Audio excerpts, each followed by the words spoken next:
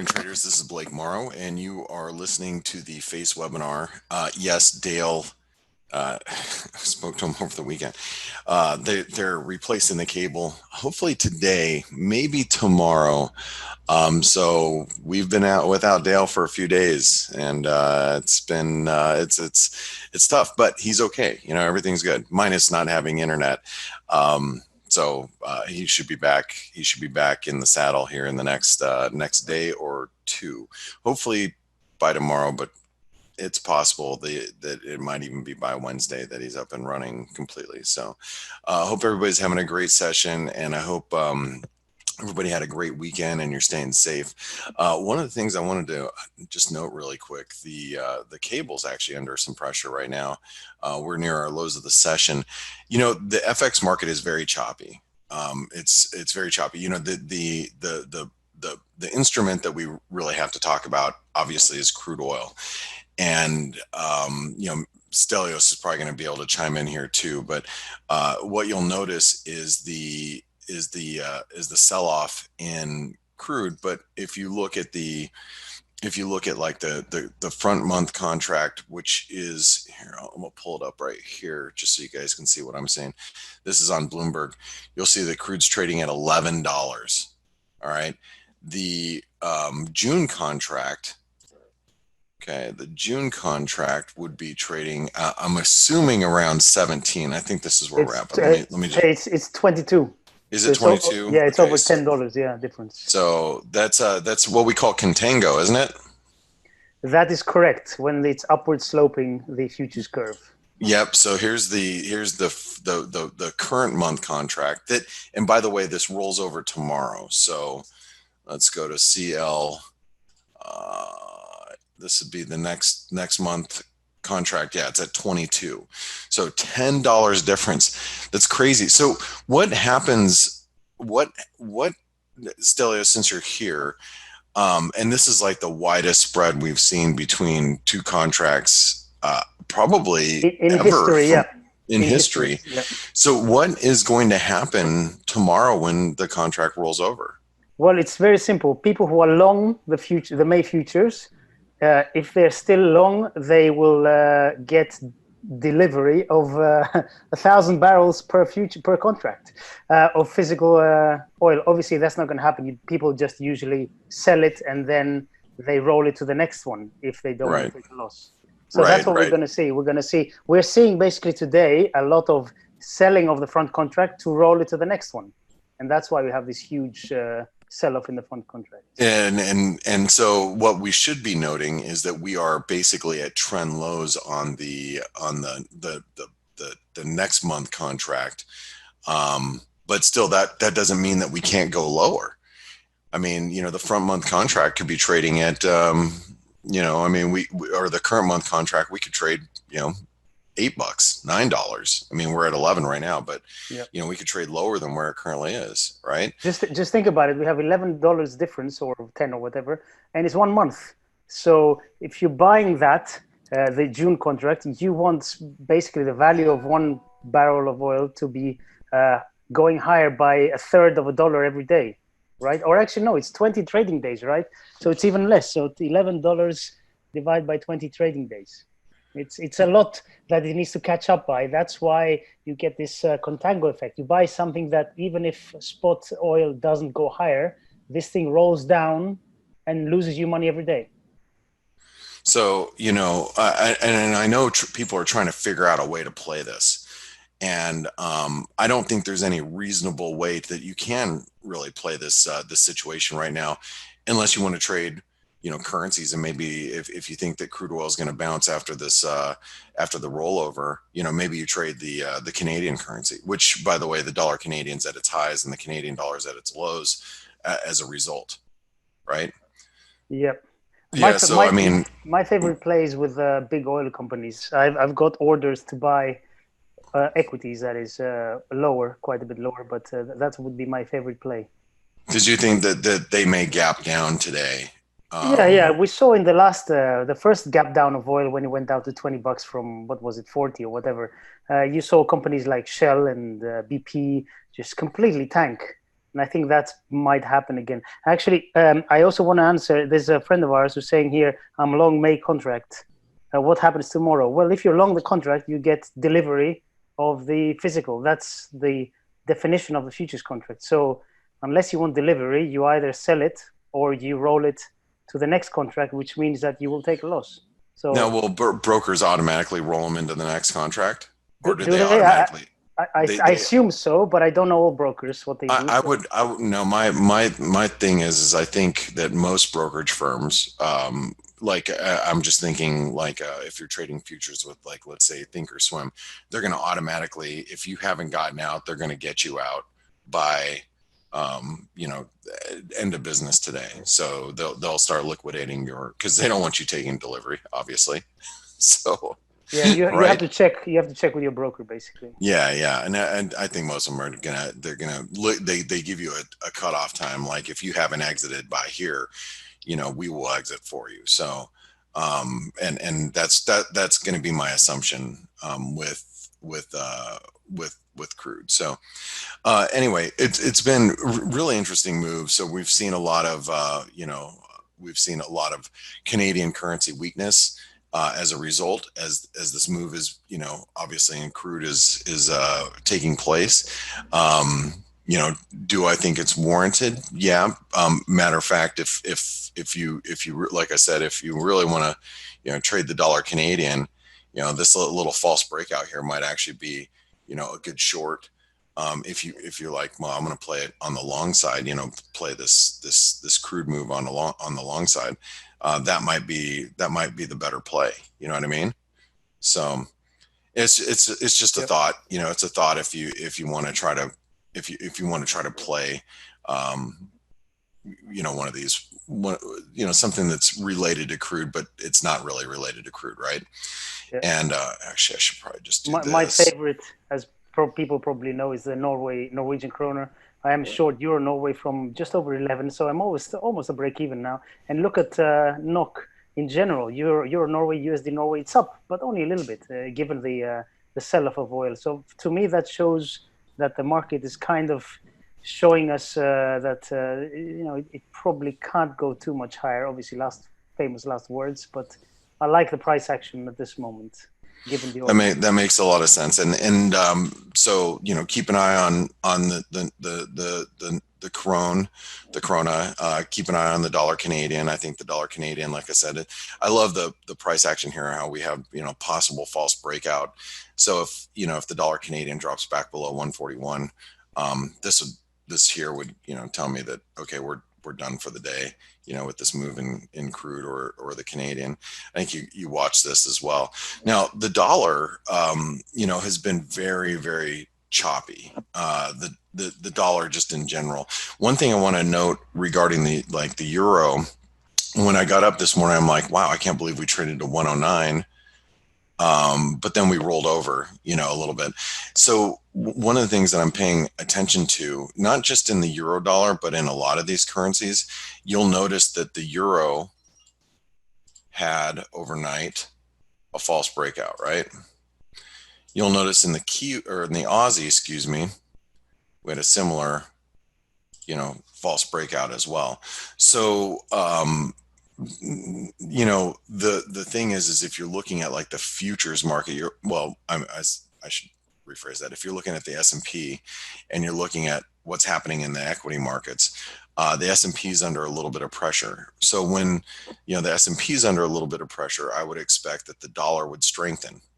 All right, at least near term. So, you know, with the stock market a little bit weaker, you know, the fact that the euro kind of failed up here is notable. And even though, you know, the currency market just really isn't doing a whole lot right now, I think we have to take note that the dollar is firming as equity markets are weakening. And what's also interesting is it's firming against the US dollar Japanese yen, which, you know, I'm, you know, surprised about. But the currency market has been very choppy. And one thing that I'm looking for to get a better direction of the dollar is, I'm, you know, going back to the euro dollar, is I'm really, you know, waiting for the euro to trade below 108, and if it trades below 108, I'm going to become more of a dollar bull. You know, because it's been really choppy and inconsistent as far as, you know, currencies go. It's been a very challenging environment trying to identify where the dollar is going to be and how it's going to trade. So I'm looking for reasons to be at this point a dollar bull, especially knowing where the S&P is kind of rolling over at and where we're failing at. So, you know, Stelia, since you're here, and maybe we can talk a little bit about this. There's not only did the guys in our chat room bring this up as well. There's a Wall Street Journal article about how you know, traders have their most bearish bets on the street right now. You know, everybody's betting on the stock market moving lower. And I had the guys from my office in Greenwich. They sent over that article like on Saturday or something over the weekend, and you've got a lot of people that are leaning, you know, on the short side of the equity markets, and I understand why. If you know, technically, you can say, well, we're knocking our head up against resistance. We did the AB equals CD. You know, we've had a recovery in equities, but, you know, is it warranted? How do you feel about equities here, especially knowing that the market is short, or at least, you know, looking short? And it seems like everybody is up here. Well, I wouldn't say everybody, but it is prevalent sentiment. I think the main reason why we're not a lot lower is because everybody's looking for it to go lower. So I think I am still bearish. I still think that the S&Ps, originally I was saying 1800 to 2000. I think 2000, 2200 is doable. But first, we may squeeze out some more shorts before we can go lower. So I think we'll go lower, but first we might go a little bit higher towards 29. So you don't think 3,000 is out of the question? Oh no, it could easily be done. Yeah, easily. You know, one of the things that that is not being talked about a lot, because everybody's like, you know, so laser focused on the virus, you know, and its impacts of you know, how it's going to impact the global economy. But what people aren't really talking about right now, and maybe what should be more of a conversation, is what about, and here, by the way, just if you guys aren't watching it, the dollar Canadian's kind of trying to roll over here. So just, you know, pay attention to this a little bit. What about the election? Yeah. You know, I mean, this election season is going to be really interesting because, you know, obviously, and I'm talking about in the United States, this is you know, presidential election season. There, you know, I think there's going to be a fear for people to go out and vote. But let's just talk about like the outcomes. You know, obviously, if Trump stays in office, you know, that could be good for equities, but how about if he's removed from office? Is that going to have a negative effect on equities? And I think that would.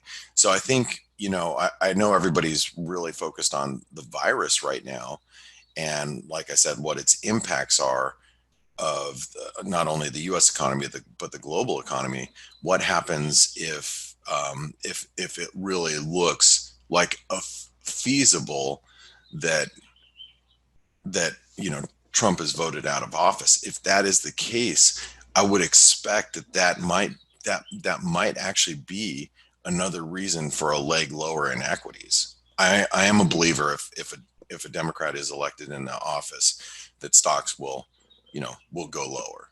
I am a believer of that. So, yeah.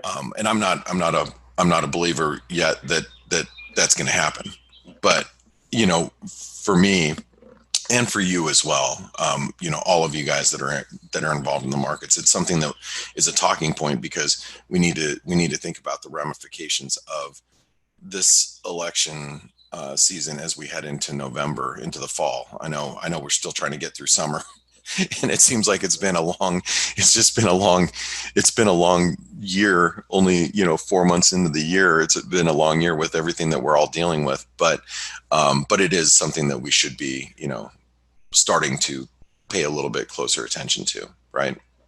Yeah, I personally think elections, it's very tricky. I think one thing we can all agree on, Trump is aligning himself with equities, and he keeps talking about the markets when they go up, he ignores them when they go down. But basically, I think we can all agree that he's pretty good at trying to get the spotlight where he wants it, and I think he will try to um, coincide a nice market rally with the elections. That's my view. And to be honest, if I was him, I would take this opportunity, let the market sell off, because hey, we're facing an unprecedented threat here. Obviously, the reaction to it from country to country varies, and some people are criticizing him.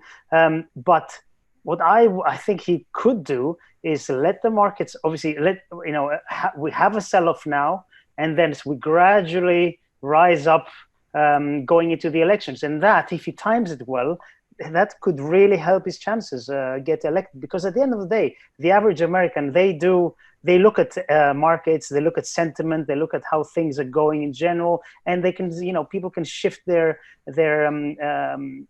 focus, let's say, very very easily. So I think he's a mastermind on doing things like this, and I wouldn't be surprised if he tries to do that. So let the market fall now, and then slowly bring it higher into the elections. I mean, I don't know. I'm just guessing here. Yeah, it's gonna be really interesting to watch this election season and how it's gonna play out. I mean, and it's so, but that is, in my opinion, it's another factor, especially when you're dealing with equities and what to do here. Now, let's talk a little bit about equities, where we're currently at. If you watched the week ahead video, obviously I was pointing out that we had completed an AB equals CD.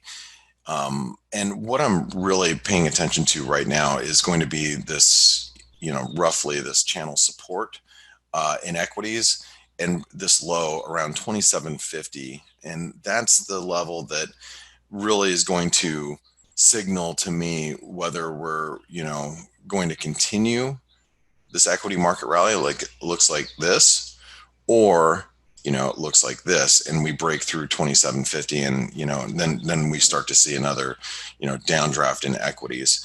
And I have to remind everybody, and I know we've talked about this, but the equity markets is not the economy. And when you think about the economy, you're like, wow, we're in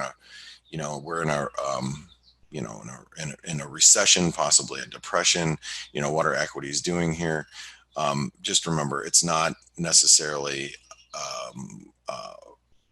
you know, that doesn't necessarily equate, and it doesn't always mean one, that oh, we're in a depression, so equity should be down at 1500. That's not necessarily going to be the case, especially with all the actions that the not only the Fed, but other central banks have taken as well.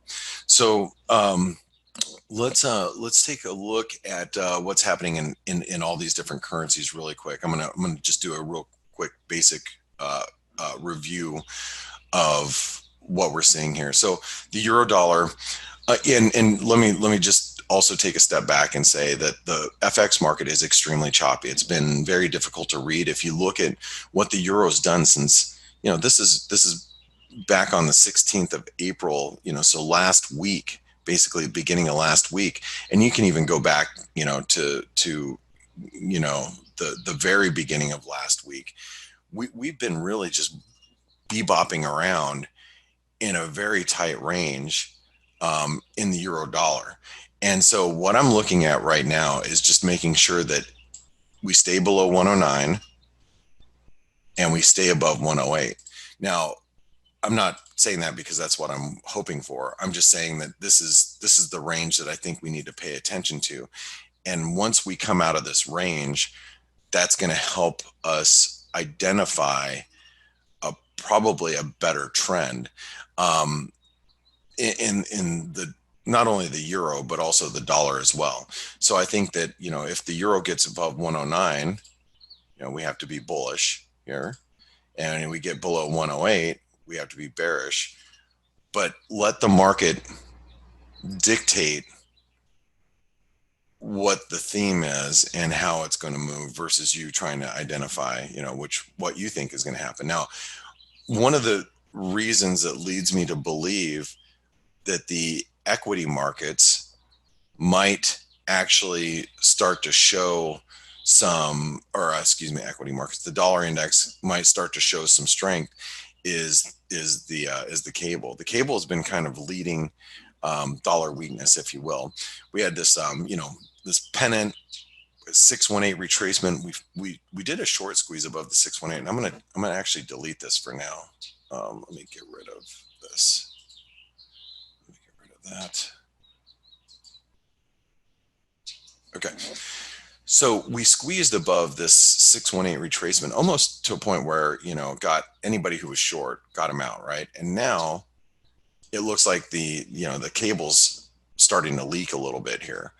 And that to me is warning us that, perhaps the dollar might actually start to gain a little bit of strength here because it was weakening on the back of, this strong recovery in the cable. Notice where we failed. And I keep this up because this was the previous channel that we'd been monitoring for a long time, actually, before the market broke down. This previous channel support acted as resistance, and now the cable looks like it's trading pretty heavy. So watch the cable here, because if the cable starts breaking down, that means the dollar strength might start making its way back into the market. And you can see it again in the euro, might roll over towards 108. Now, one of the currencies, I got up this morning and I was thinking, I was scratching my head going, why? We had equities were down like 1.5%, the S&P was, and we were trading near its lows. When I got up this morning, I sat here and I looked at the Aussie, and I'm thinking, the hell is the Aussie doing up at these levels? Why are we trading higher? And the Aussie, I have to take a step back and realize that 64 cents is still a really big level of resistance. That was the 618 retracement of this entire move. It acted as resistance last week, and we're just kind of, backing our way up towards that 64 cent level. But the fact that the Aussie actually put in a false breakout to the upside, in my opinion, and you can see I have an alarm set up here because I'm paying pretty close attention to the Aussie right now. If we start breaking into new lows on an hourly basis, that means we're starting a reversal. Not saying that we're going to get a reversal, but once you start making lower lows, we had a false breakout on an hourly, so you had a false upside breakout. Then you start making lower lows on an hourly chart. That would suggest to me that we might be ready to turn in the Aussie. All right. Now, I don't think that the Aussie has a lot of downside. I think that it's probably going to be limited towards 62 cents or maybe even 60 cents. But that doesn't mean that we can't see some dollar strength, not only against the euro, against the cable, but also against the Aussie as well. Kiwi also pretty strong, but I think one of the reasons why the Kiwi is so strong is because we're seeing the Aussie New Zealand show a little bit of a reversal here. So that's something that we should also be noting as well. Dollar Canadian, we talked a little bit about the dollar Canadian already, but I think the dollar Canadian's really influenced at this moment by what's happening in the crude oil market. The dollar Mex, this is one that I'm having a very tough time reading it, and therefore I'm not trading it. I haven't traded the dollar Mexican peso in quite some time, and you can see what we're doing here. So we're setting up a nice little triangle pattern, and when we set up these consolidations, these triangles, and we're in the apex of the triangle before we break out, it's very choppy and very directionless, and that's kind of what we've got currently with the dollar Mexican peso. Is like this very choppy, directionless market. It, the market will show its true colors at some point, and that's the important thing to realize when you're looking at the currency market, is understanding that things may be a little hard to read currently, but that doesn't mean that it's always going to stay that way. We will start to see some trends develop, and the important thing is that that you're around to be able to take advantage of those as they happen. When those trends do develop. It sounds like we probably got a few questions that are coming in, Stelios. So let's see if we can hammer out some of these questions that are coming in.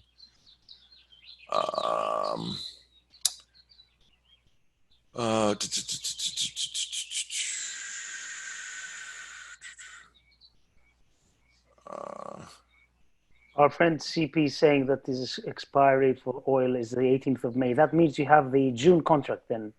So that's fine, because the May contract is expiring tomorrow.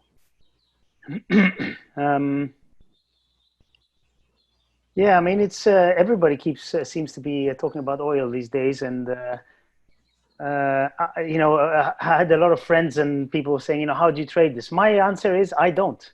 No, it's simple. And if I really, really want to take a view on it, I will go along one of the big three oil companies, and that's my personal view.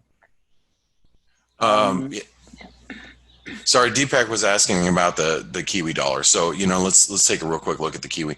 And one of the things that's going to lend the Kiwi some strength here is, like I said, the weakness in the Aussie New Zealand. The Aussie New Zealand is finally starting to show a little bit of signs of weakness. Now, we are at the 200-day moving average. I think that the Aussie Kiwi is really at support here. But if we continue to see a reversal like this daily chart, just so you know what this is dark cloud cover. So when we have this long white candle, big black candle, or a red candle, you can, since it is red here, but it hits a new high and then reverses, and then your follow through candle, this is a dark cloud cover, which is a bearish sign for the Aussie New Zealand. However, we are on the 200-day moving average, so it's hard for me to get super bearish just knowing where we're at. But the fact of the matter is that if the Aussie New Zealand continues to show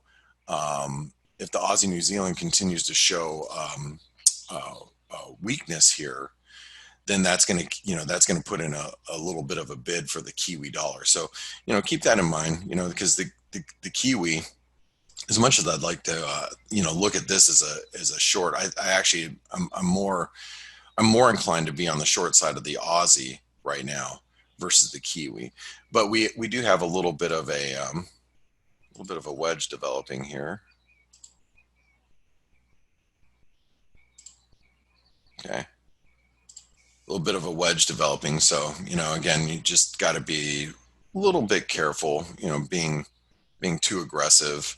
The Kiwi while we're down at this, trend line support. But I do think that it's, setting up for a reversal. But I think more of it has to do with what equities do, because if equities continue to sell off, then that's going to be that's going to, lend some strength to the dollar. And these commodity currencies like Kiwi, like the Aussie, maybe even the Canadian, but I think the Canadian's obviously being more influenced by crude at this point, is going to be they'll be under a little bit of pressure. Also, one thing to note with the Kiwi, just like the Aussie and just like the Euro, these little false breakouts on an hourly basis, I think it's probably got the attention of anybody who's bullish. Anybody who's bullish, whether you're looking at the Aussie. Blake, good morning. We just got Canadian data. Oh. Wholesale trade 0.7 versus minus 0.5 expected month on month. Honestly, unless it's central bank activity or an employment data, I'm just not even paying attention to. Yeah, I know what you mean. Data. I just mentioned it. But thank you, appreciate it. How you doing, Steve? Good, mate. Good. So we were just talking about, obviously the price action in crude, and Stelios and I have been discussing, the front month the contango going on, and trying to figure out like the best way to look at crude. And if you look at, here's the current month in crude. Hi, why isn't it? Shoot, I don't know why it's not loading, so I'm gonna have to reload it here really quick. Let me do that.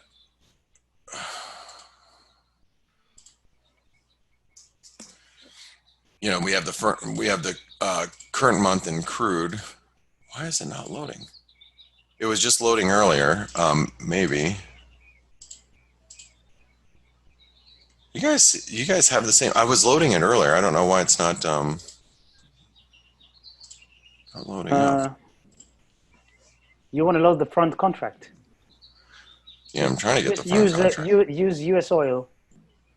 It's a Well, basically. and I was just trying to explain, to Steve what we were talking about Okay, the front month that's trading at 1164 currently, and then the current month, or the June contract, that's at what, $22 or something. So this, we were trying to figure out like the best way to possibly play this move in crude, and really coming to the conclusion that maybe even some of the best ways to play it might be through different equities, through different oil companies, or maybe even because the costs are not that brutal. Yeah, or even like currencies. And the dollar Canadian was a good example of, showing us a little false breakout, because we've seen a lot of false breakouts in the FX market. You look at the euro above 109. USD NOK also beautifully diverging. I mean, we are far away from the high. Yeah, that's one of the other ones that we talked about, but we didn't look at. So I'm going to leave some currencies for you to discuss. But overall, the market's just kind of it's range bound, and the currency market's pretty range bound. And we're just looking for some more concrete direction. And I think a lot of that's going to come with some guidance with the equity markets. I think the FX market is still trying to figure out exactly how it wants to respond based on what the equity. Speaking of market direction, where the best place for people to find it is going to be, right? On the Trader Summit. Next week. Oh, yeah. Oh, I got what you're doing. All right. The Trader Summit. Yeah, and you know what? Before I go, let's talk a little bit about that. And if you guys can put the link in doing it now. Yeah. If you guys have not, let me pull up the Trader Summit. Summit.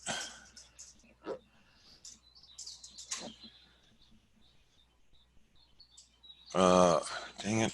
Let's see. I should have already had it up. I did not. I put it on the chat if you want, Blake. Oh, yeah, there you go. If you guys have not signed up for this yet, sure.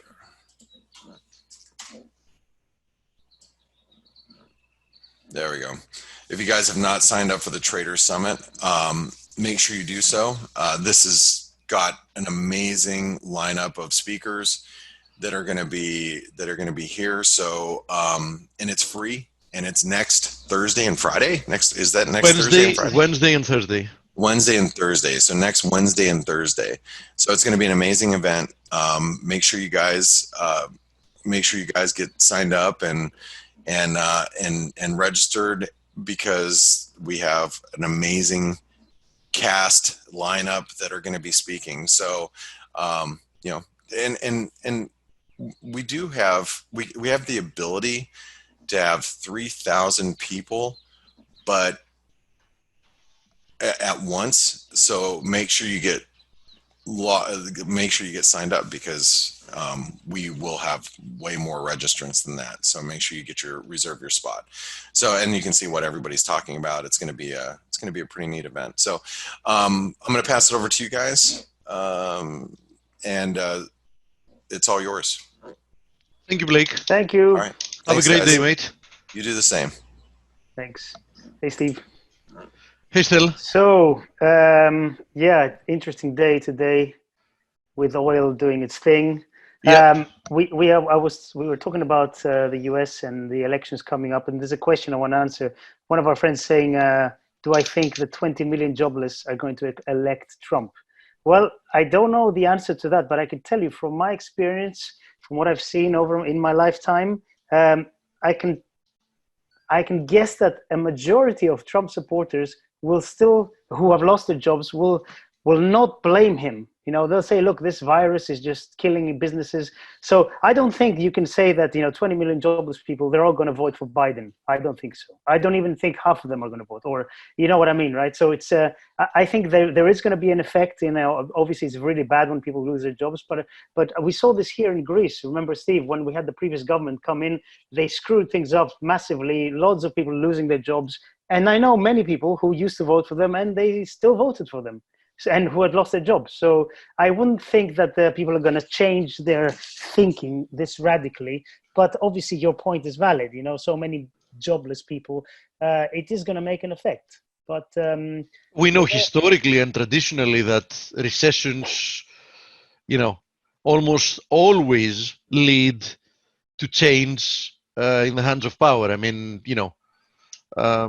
so it is what it is. yeah, yeah. I think it's a Definitely, Trump's chances of getting re-elected have been reduced substantially.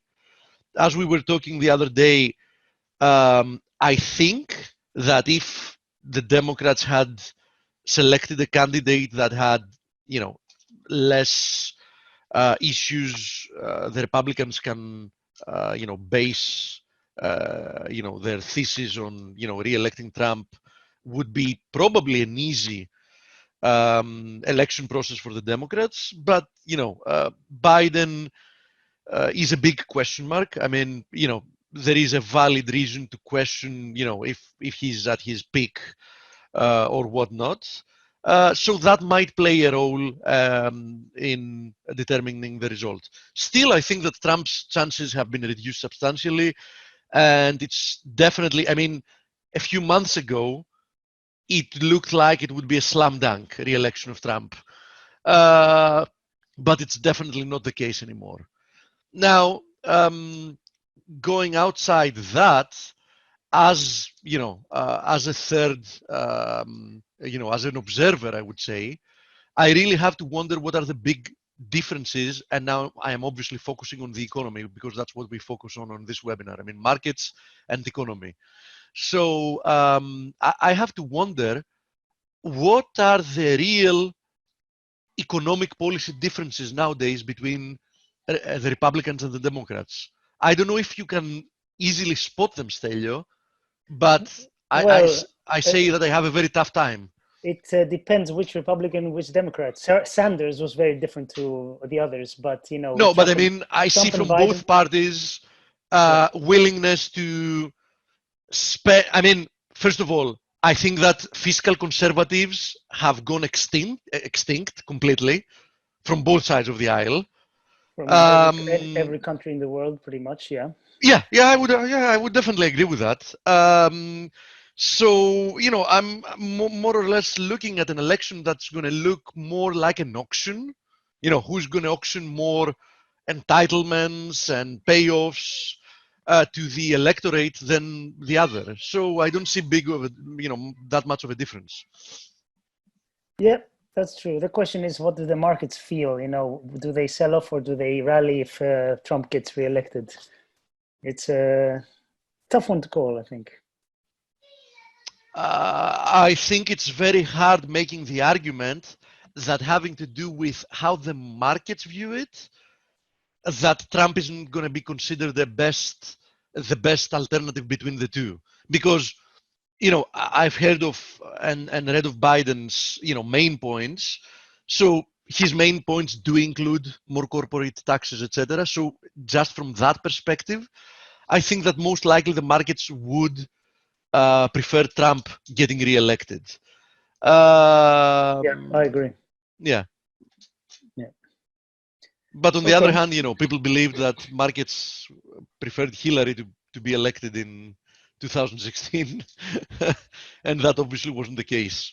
I mean, intraday we had, if you remember, a limit down when we got Trump surprising to the win, and then it had been a non-stop rally since. Yeah. Yeah.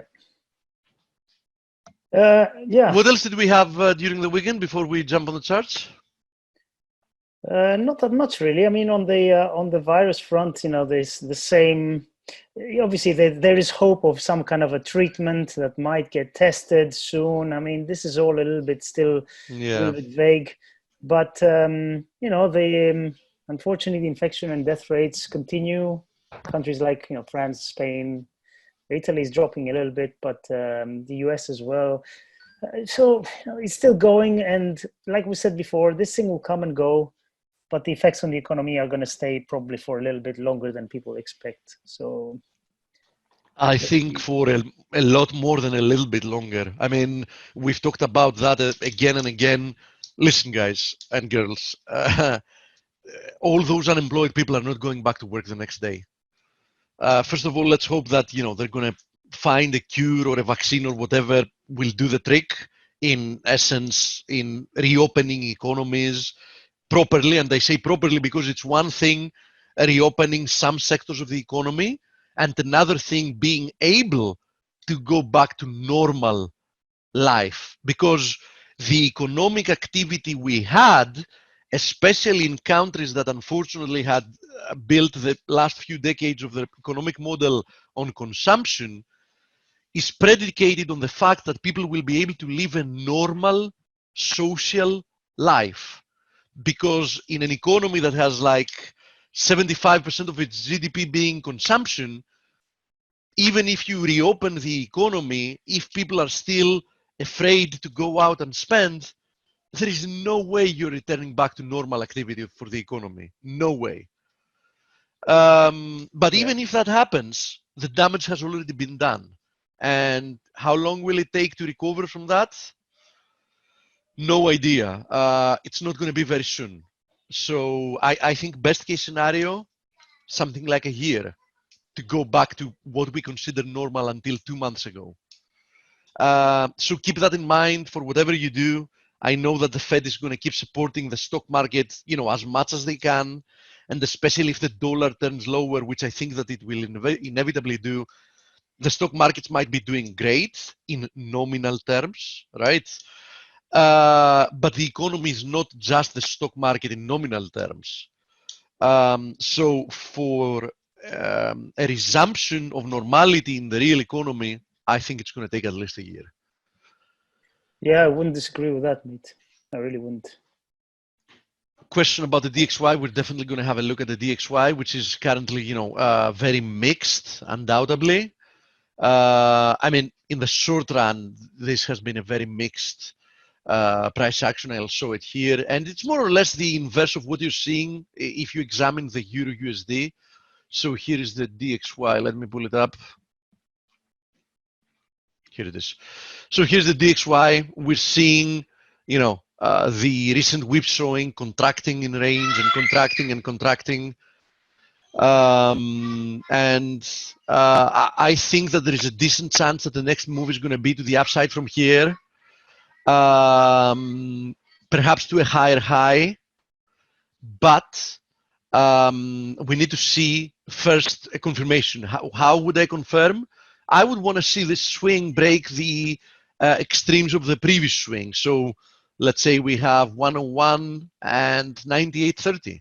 So 101 and 98.30 is going to tell us where the next move is going to be. As I said, I would favor another push higher. I would want to see a higher high before, a turn lower. I'm still sitting on my hands. I have some dollar exposure. I mean, I'm still short USD NOK, and I'm in the money, and I'm fine with that because this is a long-term position. But taking a position like broadly in the dollar, like being broadly long or short the dollar, I wouldn't be doing it at the moment. Definitely, and we know that almost as a fact because by observing recent price action, if I would rather say when stocks turn lower once again, I think that we're going to see the dollar go bid once again. And since I do feel that we are very close to seeing a reversal here in risk. Here's the example of the S&P. S&P tagged on Friday the quality target of the first leg higher with the second leg higher at 28.95.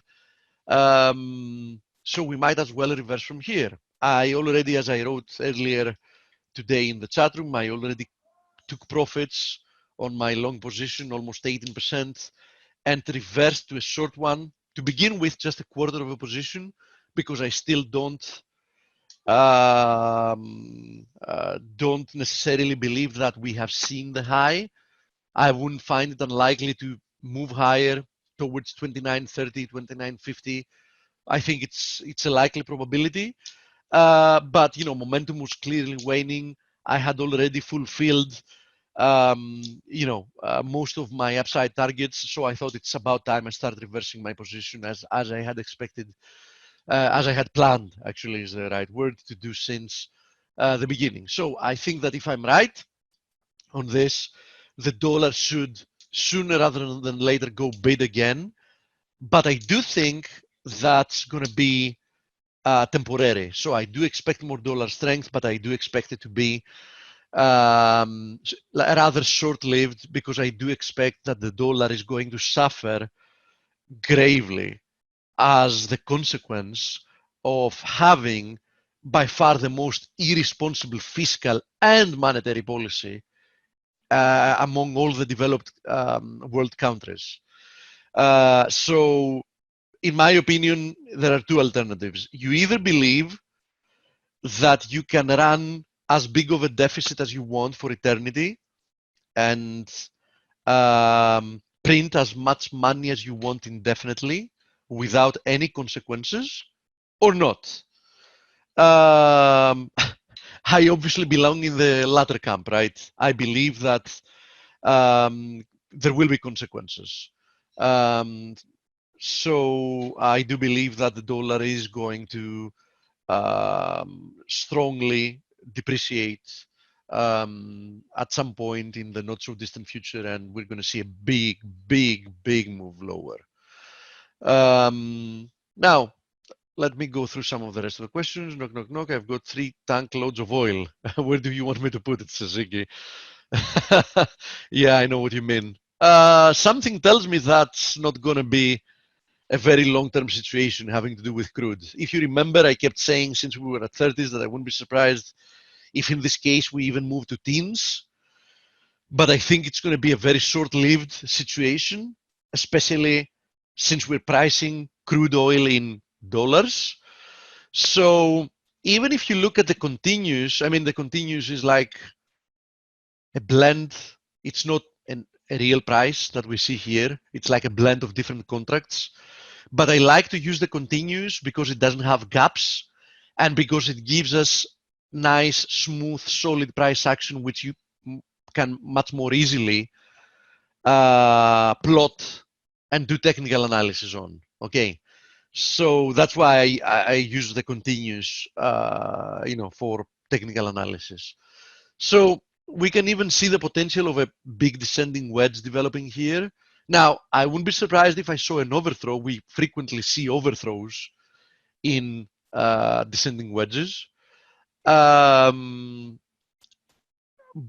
I think that there can't be much more left to the downside. Keep in mind, as Stelios and Blake mentioned earlier, the May contract, which expires tomorrow, is currently trading below $12. But as I said, this is the continuous, so it's more of a blend between contracts. It's currently below 18. And if you remember, 17 was one of the downside levels that I was looking as, very good support areas. If you zoom out, you can see why. If we go back in time, actually this contract doesn't go that much back in time, but 17 is a good one, a good level.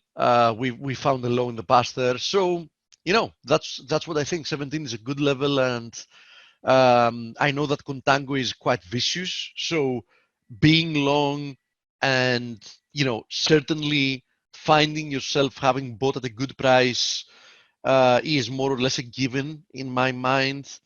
But the thing is, you also need to time it properly so you don't end up paying, a hand on the fist in costs of, holding the position. So, as always, what is the first thing you're looking for when you're looking for a reversal is, a big daily candlestick that's going to tell you that something is changing in the market. Now, keep in mind, we already saw the OPEC plus announcing 10 plus million barrels of a supply cut. The market was definitely not impressed with that and it was underwhelmed. But keep in mind that that was just the warning shot. They're going to up the ante. Don't believe that there's a chance they won't. So they started with 10 million barrels, wanting to see how much of an effect that's going to have in the markets. They've obviously seen that it didn't have any real effect in the markets. So they're going to come up with more. And, more and more until it actually makes a difference. And as always, I need to remind you that at some point, you're going to be short crude, or some people are going to be short crude, looking for quite limited downside. And then one day, at one point of a day, there's going to be some big announcement, and they might find themselves being 30 or 40 or 50% out of the money within a blink of an eye. Because let's take the continuous, it's currently trading at 1770. Now imagine if there is a rumor coming through the market at the moment that the OPEC is seriously considering another, let's say, $20 million barrel supply cut. I wouldn't be surprised to see crude trading within a few minutes at 22. So that would be from a percentage perspective like a huge move higher, like a 30% move higher, right? You don't want to be short in that kind of a situation. So in my opinion, there is only one way to be from this point on in crude, and that is long. But as I said, you need to pick the timing right due to the contango. And as Stelio said, the best way to do it is probably through being long some companies that will benefit from such a jump while not, giving you a hard time in holding the position. Now, having to do with gold and silver, we always have people asking for it. Gold had a very decent move lower on Friday after failing from the 78.6. It's now back testing this. I don't like inverted head and shoulders formations as continuation formations. I have to admit that. So I'm not really very fond of this. I just plotted it here because a lot of people were asking about it. Anyhow, we're back testing that. If you remember a few days ago, last week, I actually said that both gold and silver don't look like a good, a good proposal to be long in a short-term basis. I repeat, in a short-term basis, because they were both looking like they are fatigued. Divergences were very much clear. In any case, having to do with silver, I expected a failure anywhere between 15 and 16. We came rather close to 16, and we're now, attempting to break below this ascending channel. Look at the RSI divergence, very clear here as well. So I would be very, very, very, very careful in what you do from here. I do think that the next move can easily be lower, but I wouldn't bet that it's going to be much lower or for a long period of time. Okay. So I wouldn't be selling necessarily gold and silver. I would rather look for any pullback as a buying opportunity. But on the other hand, I wouldn't want to be holding long positions in the financial markets if I really see all the signs telling me that they're temporarily going lower. Okay, so I'm going to be holding my physical, of course. There's no chance I'm selling that. But if I had a long position in the financial markets, if not reversing, I would definitely close it. Okay. Anyhow, below 15 in silver specifically, I think, you know, the chart is quite clear. Below 15, I think that the next downside target is 14.5, and that can happen actually in the blink of an eye. So keep that in mind. Let me go through IG. May oil ends 6:30 p.m. UK time today. Yeah, we talked about that. S&P could fill cash gap at 29.03. Oh, it can do more than that actually. The S&P can, in essence, come back and retest this horizontal support resistance area, which is even above the 61, slightly above the 61.8% fib. It comes at 29.50. So as I said before, I wouldn't be surprised to see the S&P trade another 100 handles higher than where we currently are at 29.50. I wouldn't be surprised at all. Having said that, in my opinion, the risks were no more making sense for me to continue being long. That was a nice run. My cost average was at 24.20. So, you know, even if we go to 29.50, I'm not going to be dissatisfied by taking profits at 28.55 that I took and shorting 1/4 of a position. I mean, I'm totally fine with that. And in fact, I actually wish we can go to 29.50. It's going to give me the ability to add more to my short position at a better price. So, you know, bring it on. I want to see more upside. I doubt it's going to be much more. I can tell you that much.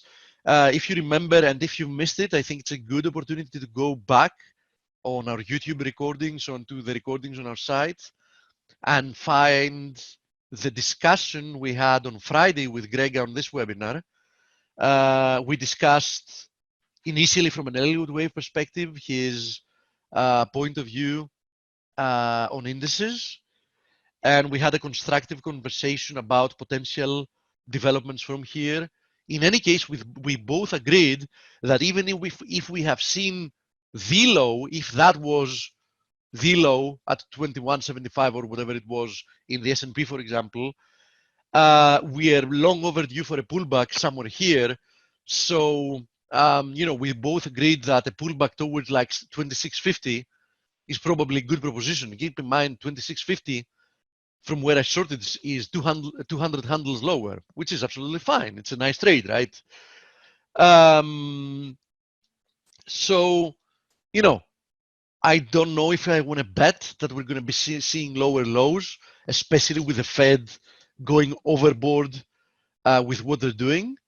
But do I feel comfortable that there's going to be a very, very decent pullback from, you know, anywhere between here and like, let's say 3,000? Yeah, I feel very comfortable. One more thing I wanted to mention that affects crude indirectly is natural gas keeps diverging. Look at this. Lower low in crude, look at natural gas. Another divergence, that's like the 4th, 5th divergence in the RSI, and a higher low. Previously we had a double bottom. Now we have a higher low in natural gas, while crude is definitely producing a lower low. So I like this divergence as well. Natural gas seems to have a very, very hard time plunging below 152, while crude has no problem whatsoever moving lower and lower and lower. So I think this is another divergence to keep a good eye on. Is there a least significant resistance in 1 point? Can you analyze USD-ZAR? Yeah, I can. I'm going to have a fast look at exotic currencies, you know, in a few minutes. Steve, I bought June contract today. So if continues chart price bounce, then does that provide similar? Yes, it does. It does. The answer to what Vivo 1818 asked. The cutting oil supply will take effect from 1st of May. Doesn't matter because the market front runs that. So it doesn't matter when the announced cut is going to take place, because once a cut is being announced, the market is already putting that in the price. Copper, palladium, and platinum questions. Okay, copper. Here is copper. pay close attention to this ascending channel. Momentum is clearly waning here, and we are attempting to break down from this. This might not even have been a bull flag. It might have simply been a pennant, right? Here it is. So definitely the implications are bearish. And if you remember, it was a few days ago. It must have been one of the last days of the week. Last week, of course. I'm in Wednesday, Thursday probably, when we talked about copper again, and they said that listen, anywhere between here, worst case scenario 248, because 248 is a huge support resistance area. I expect copper to fail and produce more downside. So far price action tells me that we're probably not going to even make it to 248. I'm not saying it's impossible, but it looks like we might not even make it there. Okay, it looks like we might actually be breaking down shortly, likely within this week. Okay, now having to do with platinum, on the other hand, I had said repeatedly I had stressed out repeatedly the importance of 775 in platinum as a very key level. We did go over 775, but I mean, look at this. We've really failed to do anything. I mean, we're just consolidating just above it. 803 was another, confluence of resistances. Momentum is clearly waning here as well. The RSI has simply reset after being to very oversold levels. I mean, the RSI had reached low teens, actually 12, not even teens, or whatever it was on the daily. So I'm afraid that there's a big chance of a failure here as well. Again, having said that, you can still keep monitoring this ascending channel and determine from there where we're headed. But I have to say that price action looks very heavy here, and I wouldn't be surprised if we just fail from here. Now, having to do with palladium, I'm still short palladium. I'm not sure it's going to work out. I'm in the money. I'm not sure it's going to work out because so far this consolidation doesn't look that bearish. It looks more like a bullish consolidation, so we might see another move higher, but we might first see another move lower before higher. So that's why I'm still keeping that position, because we might see another move towards 2000, then perhaps another high, and then perhaps a much bigger failure, just an assumption, something like that. Or we might straight go higher, in which case I'm going to just get kicked out of my position at break even, which is, fine. I mean, it happens. Why to buy sell or other company and not USO? Or you'll have to talk with Stelios more about it. I'm long oil in small stock account USO, which is tied to the front month futures. Do you happen to know what might happen if I hold it through tonight into expiration? No. If it works like other contracts, they might actually close the position for you, and then you might have to reopen it for the next contract. That's what might happen, but I have never traded this instrument, so I'm totally oblivious to how it works. So I don't want to give you BS. You have to look it up. Okay. I usually trade such instruments through CFDs of continuous ones, and that offers me the ability to not have to worry about closing contracts, switching to the next contract, etc. I like continuous price action. It's much easier, as I said before, to even plot on a chart and do technical analysis on. Let me go through some. Biden is flirting with dementia. Let's just say he's not at his prime. There is no question about it. Now, I'm not a doctor. Some of the clips really show him being very confused. I have to say that. There's no question about it. If he was at his prime, I mean, if that election was in 2016, which he seemed to be absolutely fine, I think he would probably have a very easy win in the upcoming elections. But I think it's, it's a very big bet at the moment.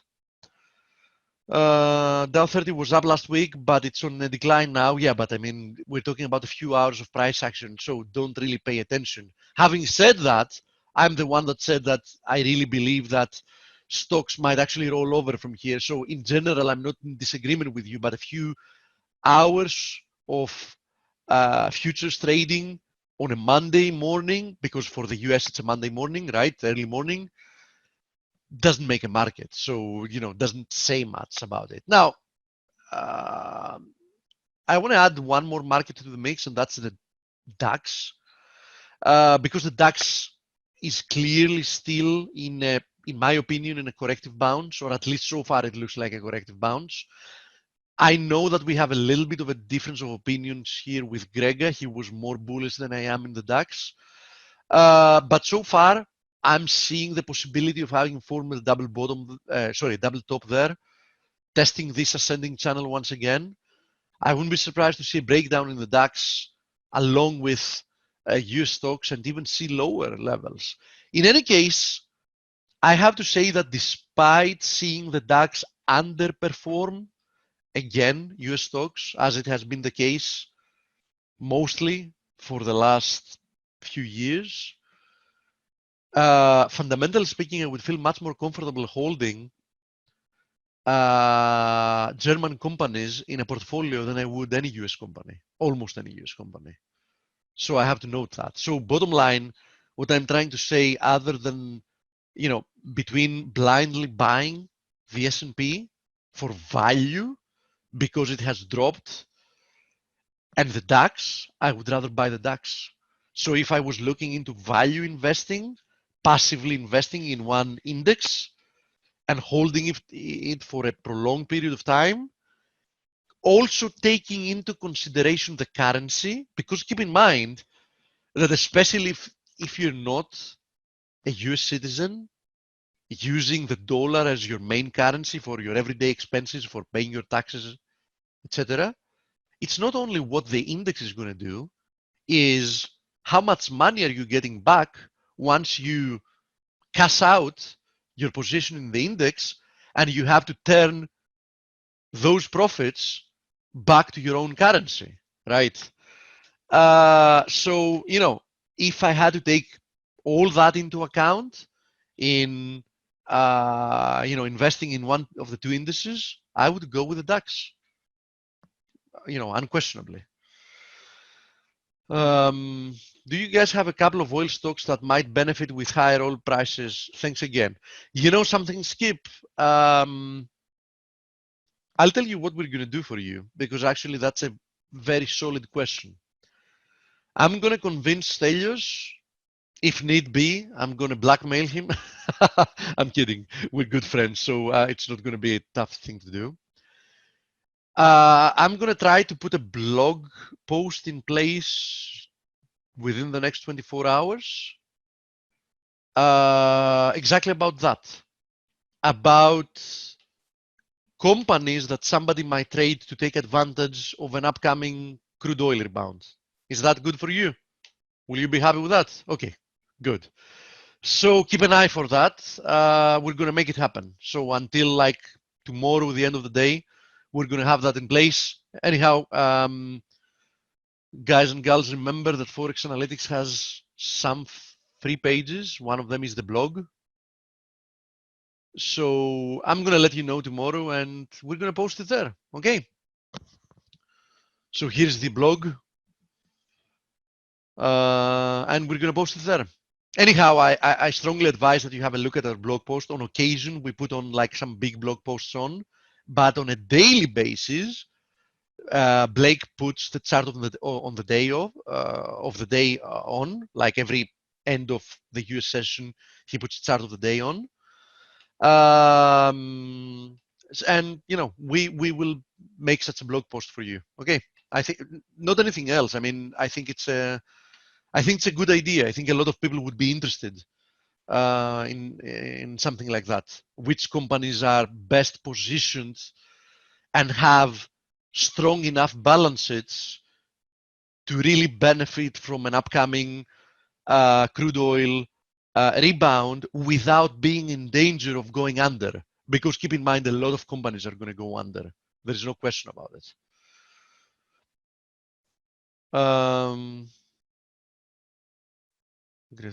Trump is okay. You know, we can have a friendly conversation, but I'd rather not take it into politics. You know, I have a huge benefit. I'm not a US citizen, so I'm not a US voter. And in general, those of you that listen to the show very frequently, you know that I will frequently say whatever I disagree with, both from the side of the Democrats and the Republicans. So at least, you know, people might agree or disagree with me, but at least they know that I will equally easily criticize political opinions or theses or economic policies from both parties. But I'd rather not go into the conversation of making it political, having to do with, you know, I'll just stick to commenting decisions and politics that are related to the economy, because that's what we do here. We analyze the financial markets, and when you analyze the financial markets, it is absolutely impossible to leave out of the equation any type of political decision that affects directly the economy, because the markets, under normal circumstances and even during these distorted circumstances, at least at an extent, follow and mimic the the health of the underlying economy. So, you know, but you know, I'll just stay at that level. So I think we have probably covered most of the questions. Hey guys, good morning. Could you please evaluate Kiwi? Yes, I'll actually do that and then call it a day. I already showed Copper that it's probably not far away from failing, and I'm going to say that I see the exact same thing on the Aussie chart and on the Kiwi chart. So if you notice, the Aussie, first of all, has initially got rejected from the 61.8 and previous support areas.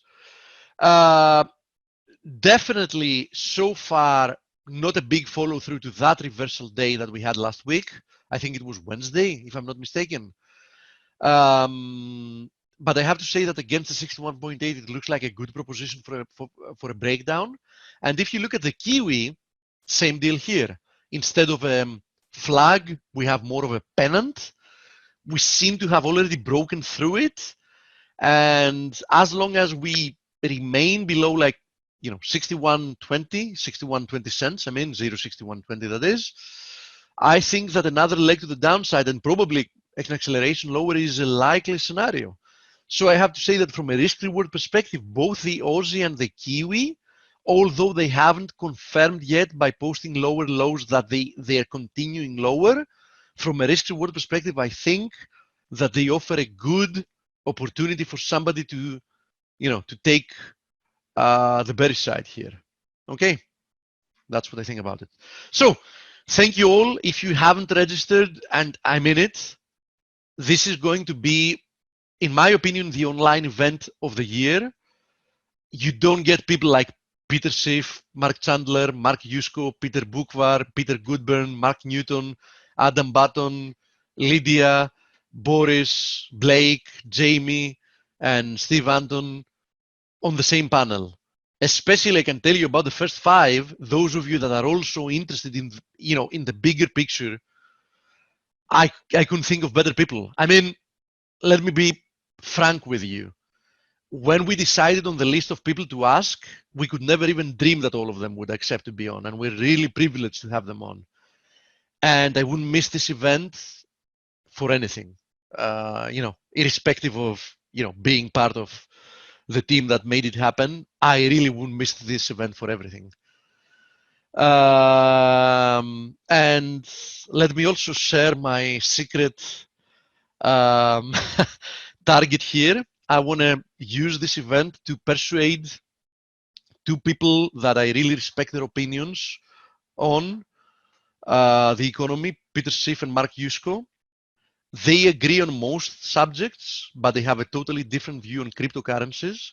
I would really want to persuade them during the event to have them on a debate about the future of the monetary system and cryptocurrencies. I would really want to have Peter Schiff and Mark Yusko on a live debate on an event in the month ahead. So I'm telling you in advance that that's my secret desire, and I'm going to do the utmost to make it happen. So let's hope we will have something like that as well taking place in the next month. Okay, so those of you that are ForexAnalytix members, see you in the chat room. The rest, see you tomorrow.